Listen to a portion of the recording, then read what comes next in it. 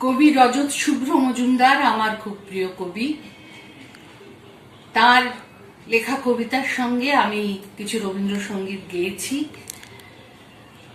এবং তিনি সেগুলো এখন কবিতা মুভি তৈরি করতে চলেছেন। বিদেশে এই কবিতা মুভি খুব প্রচলিত, কিন্তু বাংলায় এই প্রথম রজত শুভ্র তার কবিতা দিয়ে কবিতা মুভি করছেন। সেই চেষ্টা তিনি করে চলেছেন। আপনারা যারা তার ভক্ত তারা সেই কবিতাগুলো দেখতে পাবেন এবং তার সঙ্গে সঙ্গে আমার গাওয়া রবীন্দ্রসঙ্গীতও শুনতে পাবেন। আশা করছি এই প্রচেষ্টা তার সার্থক হবে। আপনারা সবাই এগুলো দেখতে এবং শুনতে পাবেন, আমার গাওয়া গানও শুনতে পারবেন। আমি সর্বান্তঃকরণে এই কবিতা মুভির সাফল্য কামনা করি।